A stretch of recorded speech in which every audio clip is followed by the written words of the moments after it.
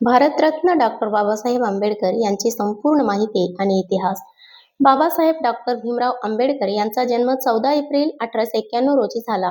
ते त्यांच्या पालकांचे 14वे आणि शेवटचे अपत्य होते. डॉक्टर बाबासाहेब आंबेडकर हे सुभेदार रामजी मालोजी सकपाळ यांचे सुपुत्र होते. बाबासाहेबांचे वडील ब्रिटिश सैन्यात सुभेदार होते. ते संत कबीरांचे अनुयायी होते आणि सुशिक्षित होते. डॉक्टर भीमराव रामजी आंबेडकर जेमतेम 2 वर्षाचे असताना त्यांचे वडील सेवानिवृत्त झाले, तर ते जेमतेम 6 वर्षाचे असताना त्यांच्या आईचे निधन झाले. बाबासाहेबांचे प्राथमिक शिक्षण मुंबईत झाले. भारतात अस्पृश्य असणे काय असते याचा धक्कादायक अनुभव त्यांना शालेय जीवनात आला. डॉक्टर आंबेडकर त्यांचे शालेय शिक्षण सातारा येथे घेत होते. तेव्हाच दुर्दैवाने डॉक्टर आंबेडकरांनी त्यांची आई गमावली आणि त्यांच्या आत्याने त्यांचे संगोपन केले. त्यानंतर ते मुंबईला राहायला आले. शालेय शिक्षणादरम्यान त्यांना अस्पृश्यतेचा अभिशाप सहन करावा लागला. 1907 मध्ये मॅट्रिक झाल्यानंतर त्यांचा विवाह बाजारातील एका खुल्या शेडमध्ये झाला. डॉक्टर आंबेडकरांनी एल्फिन्स्टन कॉलेज बॉम्बे येथे पदवीचे शिक्षण पूर्ण केले, ज्यासाठी त्यांना बडोदा संस्थानचे सयाजीराव गायकवाड यांच्याकडून शिष्यवृत्ती मिळत होती.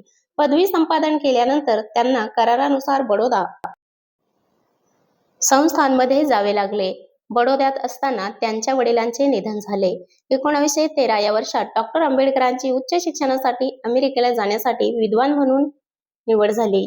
यास त्यांच्या शैक्षणिक कारकिर्दीचा निर्णायक टप्पा होता. त्यांनी कोलंबिया विद्यापीठातून 1915 आणि 1916 मध्ये अनुक्रमे MA आणि PhD पदवी प्राप्त केली. त्यानंतर पुढील शिक्षणासाठी ते लंडनला रवाना झाले. तेथे त्यांना ग्रेज इन फॉर लॉ मध्ये प्रवेश देण्यात आला आणि London school of economics and political सायन्समध्ये DS ची तयारी करण्यासही परवानगी देण्यात आली. पण बडोद्याच्या दिवाणाने त्यांना भारतात परत बोलावले. पुढे त्यांनी बार ॲट लॉ आणि DSc पदवी देखील मिळवली. त्यांनी जर्मनीतील बॉन विद्यापीठातही काही काळ शिक्षण घेतले. 1916 मध्ये त्यांनी भारतातील जाती, त्यांची व्यवस्था, उत्पत्ती आणि विकास हा निबंध वाचला. 1916 मध्ये त्यांनी भारताचा राष्ट्रीय लाभांश एक ऐतिहासिक आणि विश्लेषणात्मक अभ्यास हा प्रबंध लिहिला आणि PhD पदवी मिळवली. ब्रिटिश भारतातील प्रांतीय अर्थव्यवस्थेची उत्क्रांती या शीर्षकाखाली 8 वर्षानंतर हा प्रबंध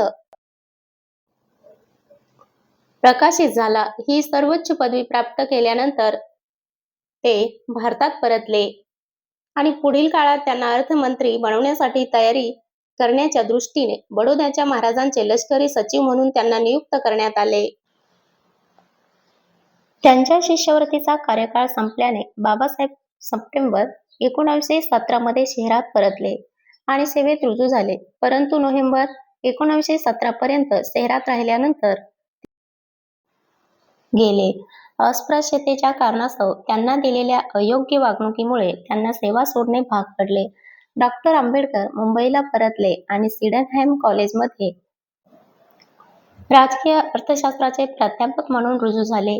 त्यांचे वाचन चांगले असल्याने ते विद्यार्थ्यांमध्ये खूप लोकप्रिय होते. पण लंडनमध्ये कायदा आणि अर्थशास्त्राचे शिक्षण पुन्हा सुरू केले. शिक्षण सुरू करण्यासाठी त्यांनी आपल्या पदाचा राजीनामा दिला. कोल्हापूरच्या महाराजांनी त्यांना आर्थिक मदत केली.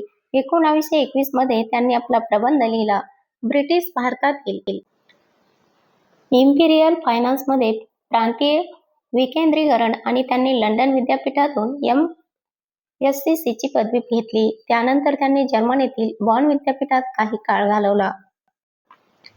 1923 मध्ये त्यांनी DSc ही पदवी घेण्यासाठी problem of rupee, its origin and solution हा प्रबंध सादर केला आणि त्याच वर्षी म्हणजे 1923 मध्ये त्यांना वकिलांच्या बारमध्ये बोलवण्यात आले.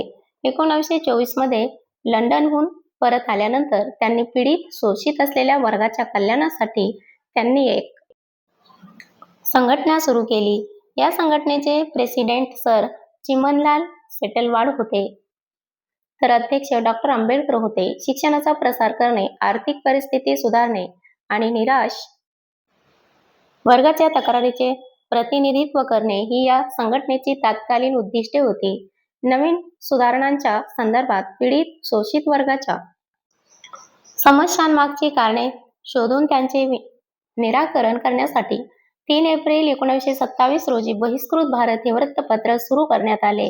1928 मध्ये ते गव्हर्नमेंट लॉ कॉलेज बॉम्बे म्हणजेच मुंबईच्या शासकीय विधी महाविद्यालयामध्ये प्राध्यापक झाले आणि 1 जून 1935 रोजी ते त्याच महाविद्यालयाचे प्राचार्य झाले.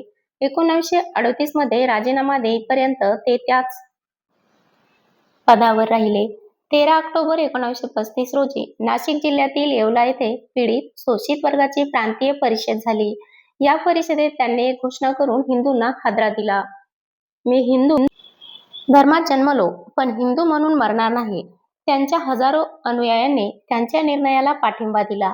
1936 मध्ये त्यांनी बॉम्बे प्रेसिडेन्सी महापरिषदेला मार्गदर्शन केले आणि हिंदू धर्माच्या त्यागाचा पुरस्कार केला. 15 ऑगस्ट 1936 रोजी त्यांनी पीडित शोषित वर्गाच्या हिताचे रक्षण करण्यासाठी स्वातंत्र्य मजूर पक्ष या पक्षाची स्थापना केली. स्वातंत्र्यानंतरही 1947 मध्ये नेहरूंच्या पहिल्या मंत्रिमंडळात त्यांची कायदा आणि न्याय मंत्री म्हणून नियुक्ती झाली. परंतु 1951 मध्ये त्यांनी काश्मीर प्रश्न, भारताचे परराष्ट्र धोरण आणि हिंदू कोड बिल याबाबत नेहरूंच्या धोरणावरून मतभेद व्यक्त करत आपल्या मंत्रिपदाचा राजीनामा दिला. भारताच्या राज्यघटनेचा मसुदा तयार करण्यासाठी त्यांच्या योगदानाचा गौरव म्हणून 1952 मध्ये कोलंबिया विद्यापीठाने त्यांना LL.D. ची पदवी बहाल केली. 1955 मध्ये त्यांनी थॉट्स ऑन लिंग्विस्टिक स्टेटस हे आपले पुस्तक प्रकाशित केले. 12 जानेवारी 1953 रोजी उस्मानिया विद्यापीठाने डॉक्टर B.R. आंबेडकर यांना डॉक्टरेट ही पदवी प्रदान केली. मी हिंदू म्हणून मरणार नाही ही 1935 साली येवला इथे केलेली आपली घोषणा त्यांनी अखेर 21 वर्षांनंतर खरी ठरवली. 14 ऑक्टोबर 1956 रोजी नागपूर इथल्या ऐतिहासिक समारंभात त्यांनी बौद्ध धर्म स्वीकारला आणि 6 डिसेंबर 1956 रोजी त्यांचे निधन झाले. 1954 मध्ये नेपाळमध्ये काठमांडू येथे झालेल्या जागतिक बौद्ध धर्म परिषदेत बौद्ध भिक्षूंनी डॉक्टर बाबासाहेब आंबेडकर यांना बोधिसत्व ही पदवी प्रदान केली होती. विशेष म्हणजे डॉक्टर आंबेडकर हयात असतानाच त्यांना बोधिसत्व ही पदवी बहाल करण्यात आली होती. भारताच्या स्वातंत्र्य लढ्यात आणि स्वातंत्र्यानंतरच्या सुधारणांमध्येही त्यांनी योगदान दिले. याशिवाय रिझर्व्ह बँक ऑफ इंडियाच्या स्थापनेतही बाबासाहेबांनी मोलाची भूमिका बजावली. बाबासाहेबांनी हिल्टन यंग कमिशन समोर मांडलेल्या संकल्पनेवर मध्यवर्ती बँकेची स्थापना झाली होती. डॉक्टर आंबेडकरांचा हा दिमागदार जीवन प्रवास त्यांच्या अभ्यासू आणि कृतिशील व्यक्तिमत्वाचे दर्शन घडवतो.